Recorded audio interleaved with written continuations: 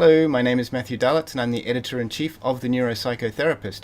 I'm very excited today. I caught up with Stan Tatkin, a couples therapist from the United States, who has a very interesting neurobiological basis to his couples therapy.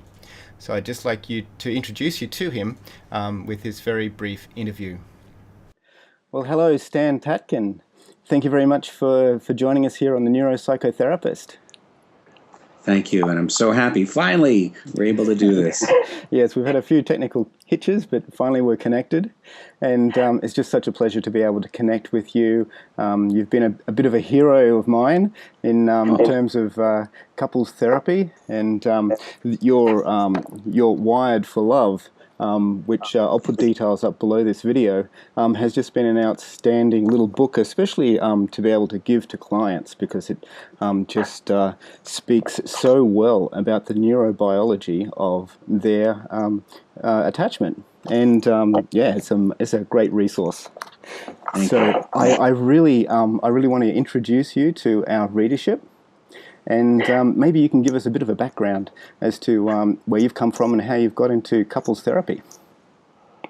Well, I really have had a varied background. Started off learning systems, structural and strategic family system models, then to Gestalt and psychodrama, then to psychoanalysis. I was one of my mentors was the late James Masterson. Oh. And so through him, I learned how to work with personality disorders, and that became a specialty of mine for several years until I started teaching college and was very interested in infant development, adolescent, and adult development, and came across another mentor of mine, Alan Shore, who I've had a long relationship with, and got into the neuroscience. And in particular, became fascinated with the nervous system, the autonomic nervous system. That led to, well, actually I was doing some prevention work with mother-infant pairs, and I found right around the time John Gottman started publishing his work that there's almost a one-to-one relationship between infant attachment and adult pair bonding. So I ended up in couples, and here I am today. You have a wonderful way of being able to describe the neurobiology behind what's happening in their relationship. Tell us a little bit about how you connect with couples on that level.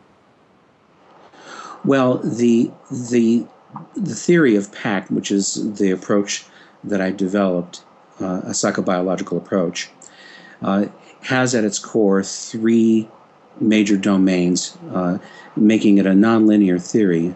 Really, we're dealing with developmental issues such as personality, in this case using attachment theory, but also neurobiological development in terms of the first 18 months of life. So we're looking basically at social emotional acuity based on early development in infancy. Now, the theory itself is reductionistic. The work, however, is extremely phenomenological and intersubjective and a little bit like jazz. It's improvisational. So we work on chairs with wheels. Everyone's mobile.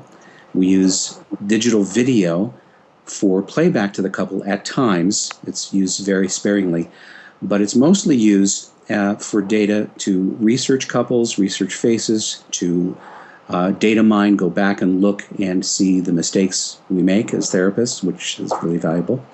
And we use digital frame analysis for capturing the really, really fast social, emotional, implicit processes that are happening all the time in the therapy session. Okay. We do this as a way to make them interested, also as a way to train ourselves to pick up very, very small changes. In terms of therapeutic change through the insight that couples get, can you explain a little bit about the mechanics of that? Because that's what really is fascinating me, and I guess a lot of our readers of the Neuropsychotherapist.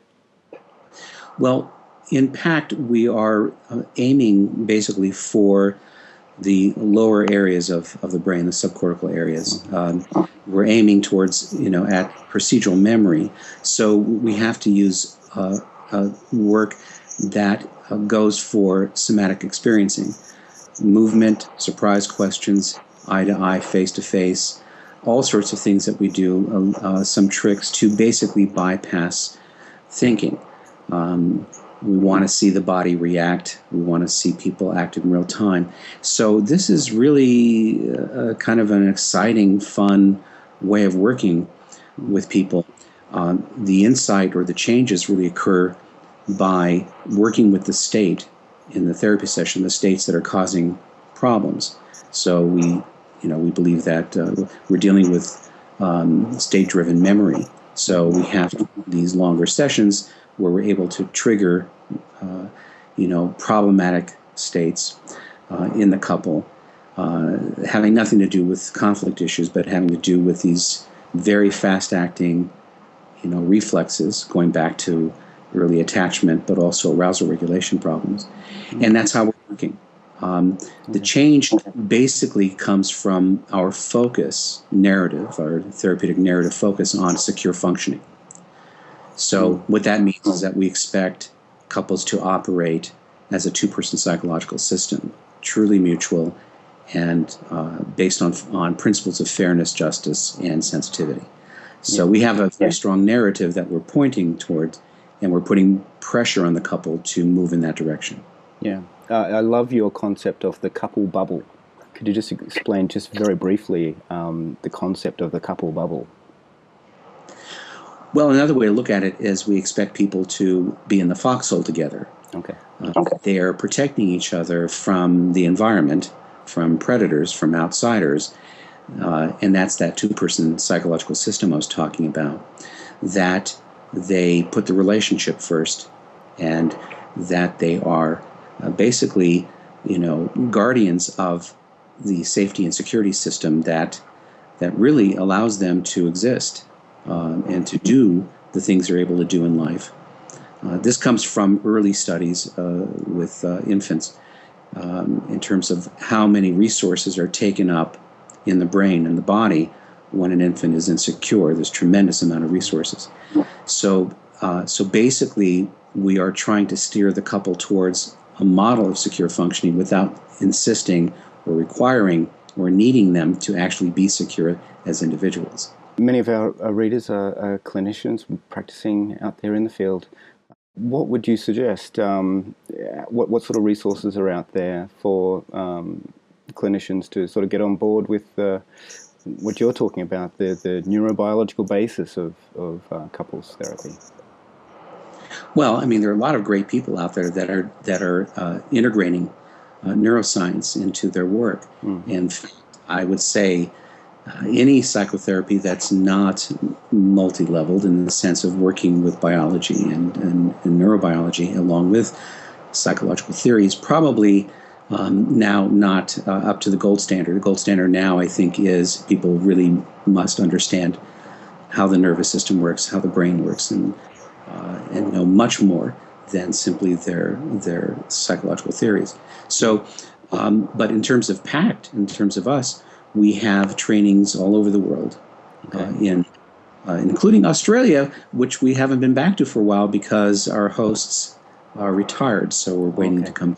We should be back there soon.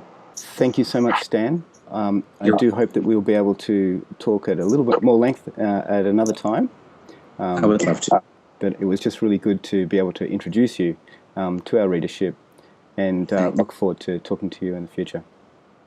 And I'm glad your readership is there. I've been very excited about your work for a while, and I'm glad we're finally able to connect. Thank you, Stan. Well, that was a brief introduction to Stan Tatkin. I hope you enjoyed the little bit that we were able to grab from him, and I hope that we'll be able to talk to him further and in more detail in the future. In the meantime, below this video, I'll put a few links to some of the resources that Stan has available, and you might like to look further into the neurobiological basis of your couple's dynamics.